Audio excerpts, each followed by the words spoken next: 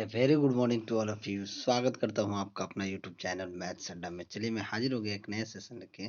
आज हम करने वाले हैं इसके झा सर का ग्रुप डी का जो प्रैक्टिस सेट है। ग्रुप डी का प्रैक्टिस सेट मैं जीके और जीएस का सेट नंबर 6 करने वाला हूं। जीके और जीएस का सेट नंबर 6। तो चलिए, अगर आप हमारे चैनल पे नए हैं तो चैनल को सब्सक्राइब कर लें और वीडियो को अंत तक देखें ताकि आपको उसका फ़ायदा मिल सके। और इसका पीडीएफ मैं अपने टेलीग्राम चैनल पे डाल देता हूं, तो आप टेलीग्राम चैनल से भी जुड़ जाइए। लिंक आप सभी को डिस्क्रिप्शन में मिल जाएगा। तो चलिए बिना टाइम वेस्ट किए आज का क्लास शुरू करते हैं।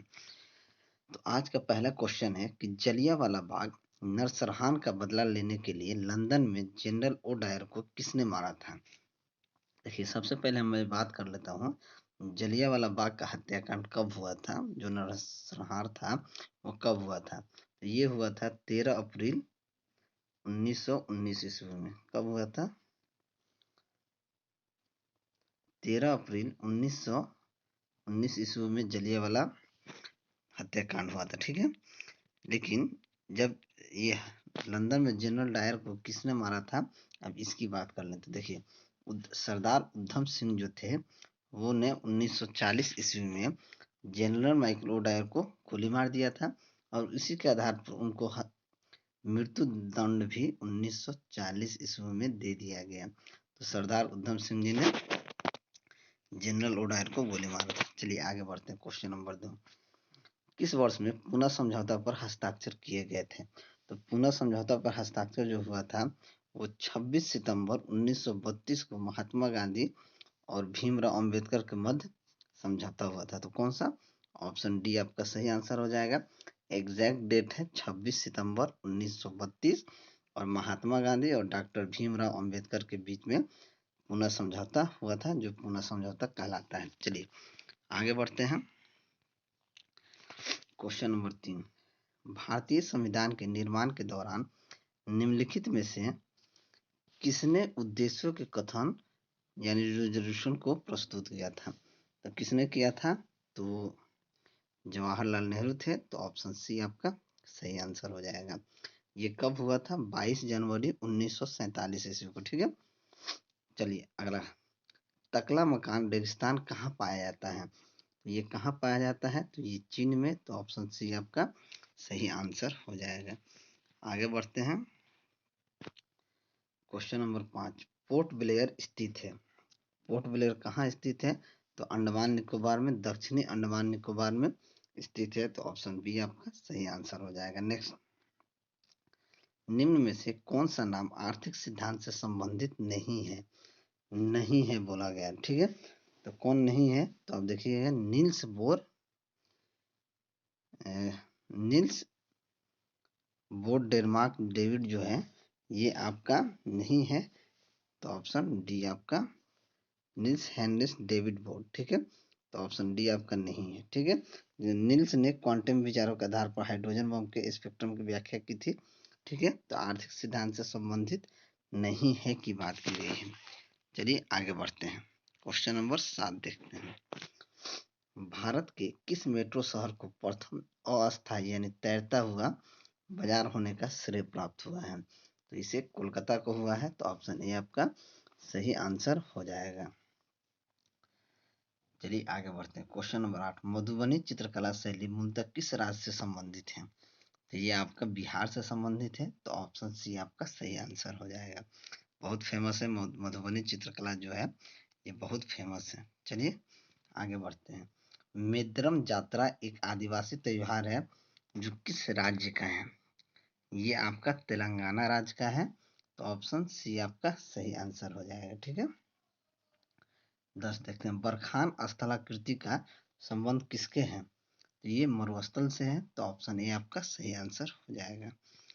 चलिए आगे बढ़ते हैं। क्वेश्चन नंबर 11, किसी छत के शिखर से एक लड़का एक गेंद क्षैतिज दिशा में 16 मीटर प्रति सेकेंड के वेग से फेंकता है। गेंद पृथ्वी पर भवन से 24 मीटर दूरी पर गिरती है। तो भवन की ऊंचाई क्या होगी? देखिए, फेंकता है क्षैतिज। क्षैतिज क्या है? मान लीजिए लड़का यहाँ खड़ा है, ठीक है, और इधर फेंका यानी हॉरिजॉन्टली फेंका। तो किस वेग से फेंक रहा है? ये 16 मीटर पर सेकंड के वेग से फेंक रहा है। मान लीजिए कि अगर छत पे खड़ा है, ठीक है, ये छत है इसका, और यहाँ से ऊंचाई इसका नीचे, मान लीजिए ये एक नीचे ये रास्ता है या जो भी है, ठीक है। अब इससे ये ऊंचाई होगी, ये टोटल ऊंचाई होगी, और नीचे वाला ये जो डिस्टेंस दिया गया है, ये हमारे पास दिया गया है 24 मीटर।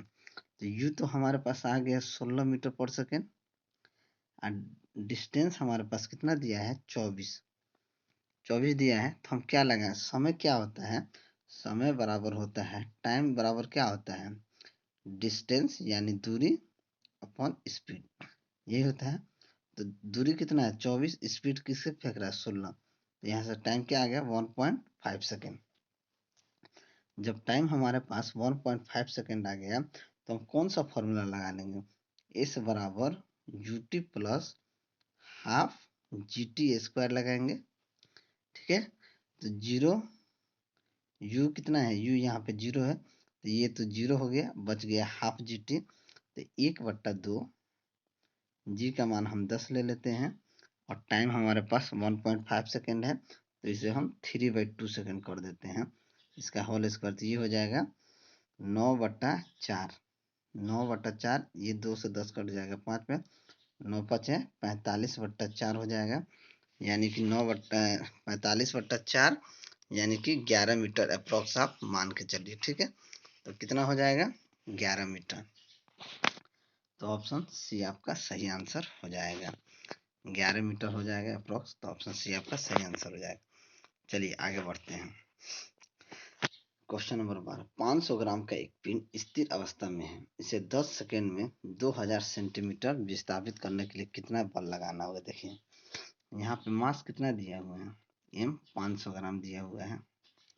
अगर यू की बात करूं तो यू यहाँ पे क्या हो जाएगा, यू यहाँ पे 0 हो जाएगा, ठीक है। टी हमारे पास दिया है 10 सेकेंड, इस हमारे पास कितना दिया है 2000 सेंटीमीटर, तो 2000 सेंटीमीटर हमारे पास दिए हैं। क्या लगा लेंगे हम, इस बराबर u t plus half a m, यहाँ पे मास दिया हुआ तो हम ए एम लगा लेंगे, ए एम का स्क्वायर। तो यहाँ से हम देखेंगे तो हमारे पास ई का मान आ जाएगा, क्या, यहाँ से यू हमारे पास 0 है, तो ये तो 0 हो गया, इस हमारे पास कितना है 2000, तो 2000 बराबर हाफ ये निकालना है, और एम का मान हमारे पास कितना है 500 ग्राम। जब एम का मान 500 ग्राम दिया है,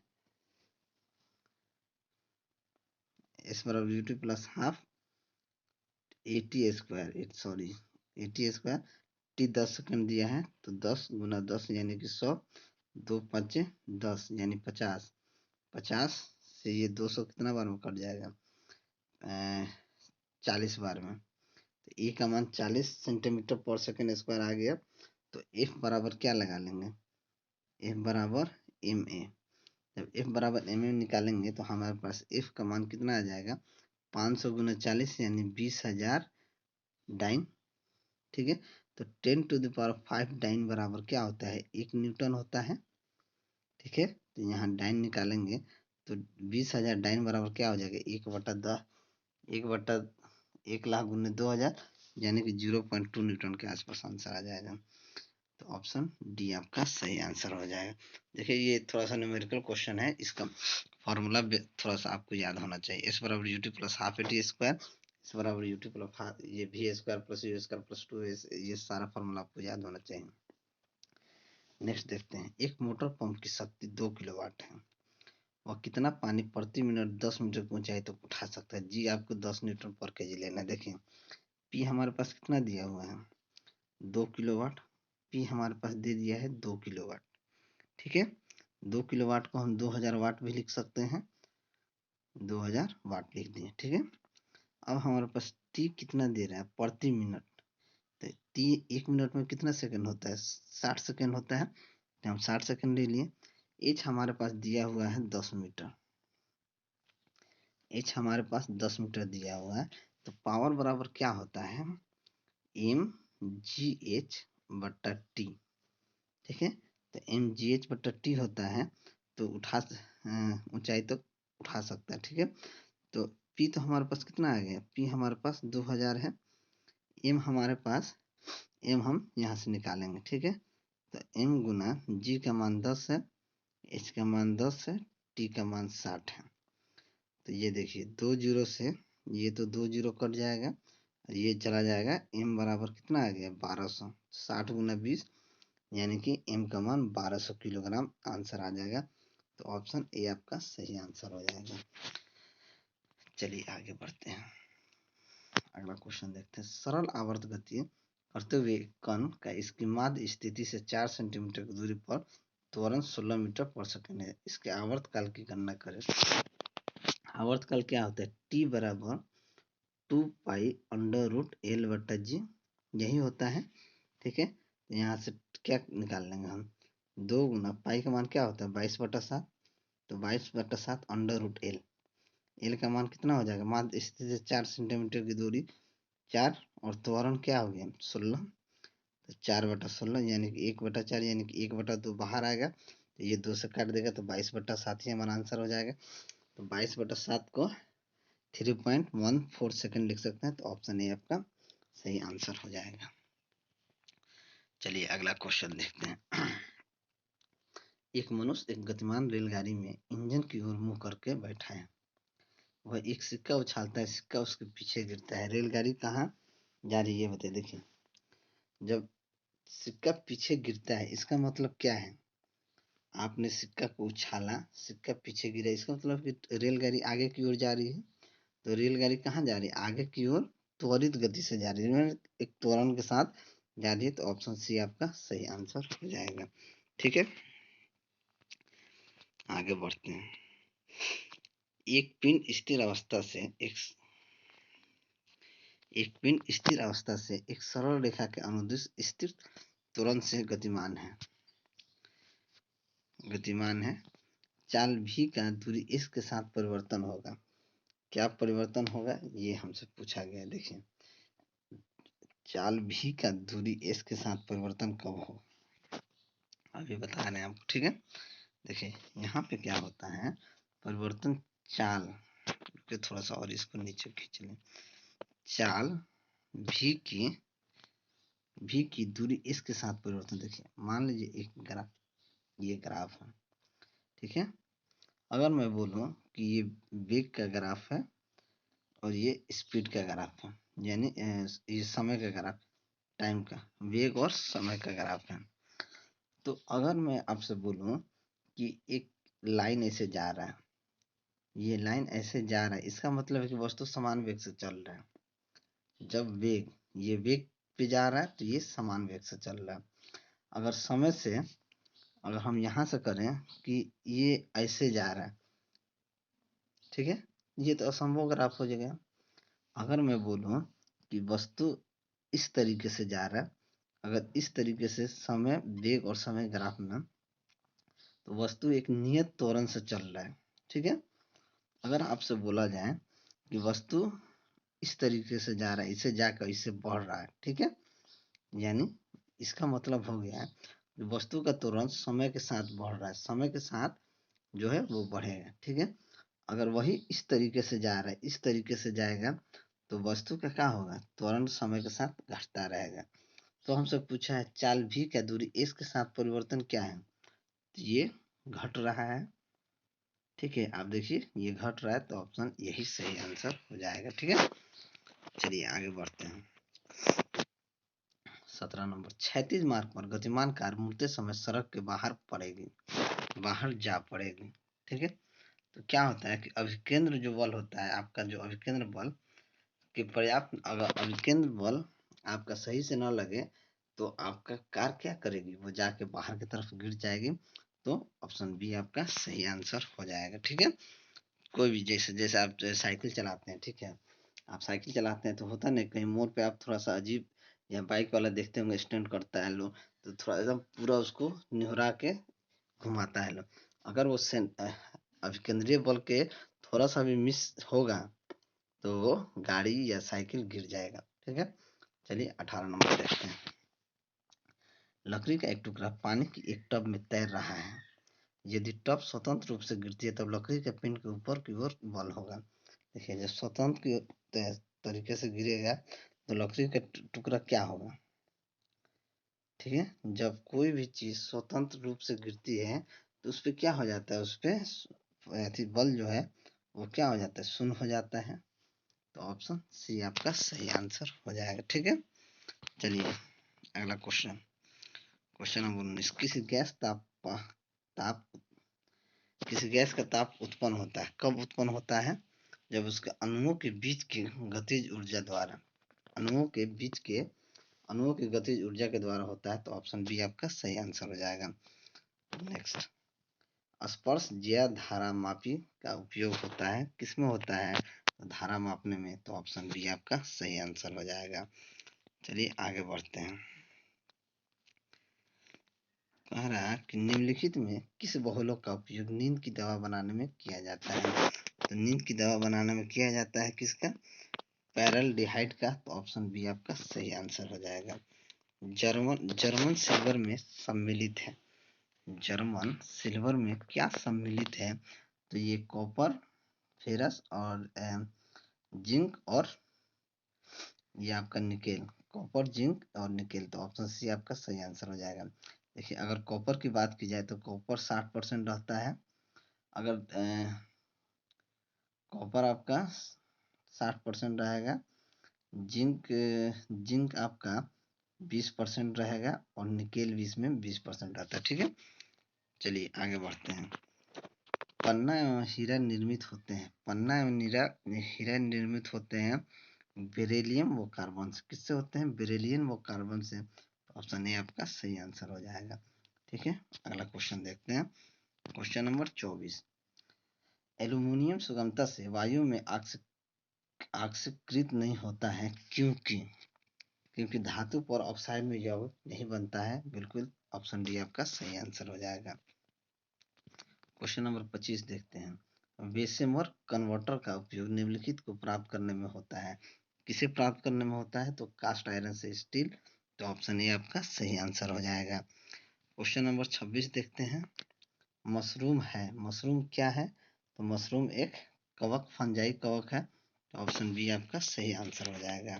क्वेश्चन नंबर 27 देखते हैं। ये घरेलू धूल में वह क्या है जो दमा को परेशान करता है, तो दमा को परेशान करता है धूल बरूथी। तो ऑप्शन सी आपका सही आंसर हो जाएगा। डस्ट पार्टिकल जो है उसे धूल बरूथी को अंग्रेजी में डस्ट पार्टिकल कहा जाता है, ठीक है।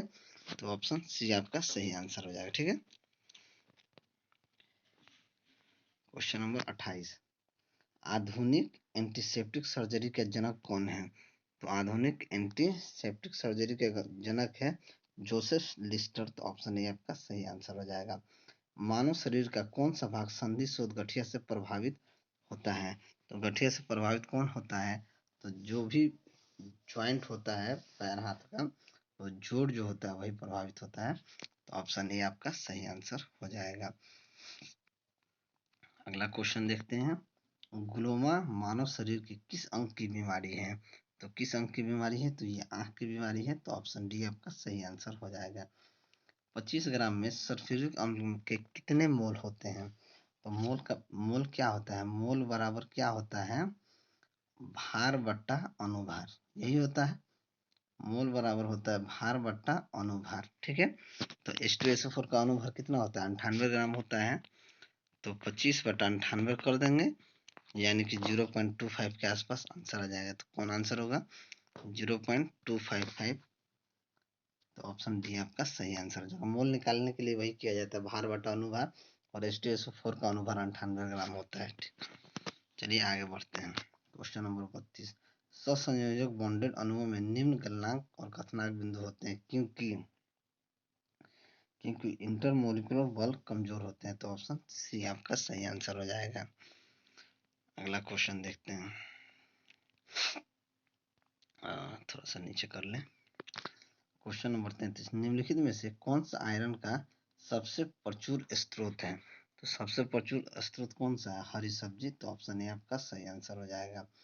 जल से भय किस रोग का लक्षण है, जल से भय किस रोग का लक्षण है, तो ये रेबीज का। तो ऑप्शन सी आपका सही आंसर हो जाएगा। क्वेश्चन नंबर 35 देखते हैं, आमतौर पर वर्णनात्मक कलर ब्लाइंडनेस क्या है? तो कलर ब्लाइंडनेस एक आनुवंशिक प्रकृति है, तो ऑप्शन ए आपका सही आंसर हो जाएगा। अगला क्वेश्चन देखते हैं, क्वेश्चन नंबर 36। 36 कह रहा है कि निम्नलिखित में से कौन आत्मनिर्भर भारत का स्तंभ नहीं है? तो आत्मनिर्भर भारत का स्तंभ कौन सा नहीं है? तो जनसांख्यिकी, इंफ्रास्ट्रक्चर, कृषि मांग, यानी कि कृषि नहीं है, तो ऑप्शन सी आपका सही आंसर हो जाएगा। नेक्स्ट, पीएम मोदी ने घोषणा की है कि मई 2020 में आत्मनिर्भर भारत अभियान के तहत कितना राहत पैकेज है? कितना राहत पैकेज था? 20 लाख करोड़, तो ऑप्शन बी आपका सही आंसर हो जाएगा। क्वेश्चन नंबर 38 देखते हैं कि एशिया की